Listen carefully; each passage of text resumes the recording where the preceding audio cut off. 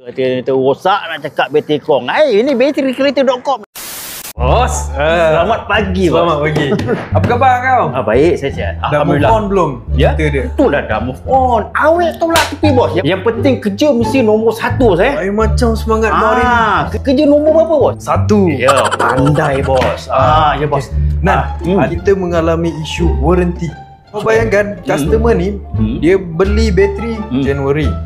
Tiba-tiba dia pakai bulan Mac, dia datang dia nak claim warranty. 3 bulan dah claim. Logik tak? 3 bulan. Tak logik. Nampak? Tak logik kan? Memang tak logik, bos. Memang tak logik. Cek apa masalah bateri ni. Rupanya masalah dia alternator dia.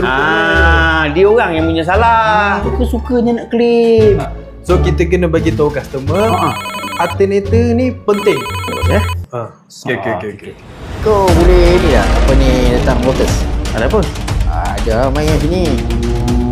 Main. Tak, aku tanya kau ada apa? Hari-hari aku charge kat kedai motor kan. Kau confirm ke bateri yang rosak? Jadi kau nak claim warranty lah. Warranty ada kan? Terus start dulu aku check. Okey. Ya je bateri apalah. Ni, kejap lagi kau start lah. Yang apa lu? Alright. Kau start. Dia bukan bateri tu tak? Siapa? Siapa kan? Kau tengok tu berapa tu? 11.9 tu. Oh jadi Alternator kau tak jalan.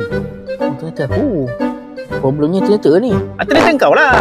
Itu bukan masalah aku. Alternator dia yang kau lepas tu nak claim bateri dengan aku pula.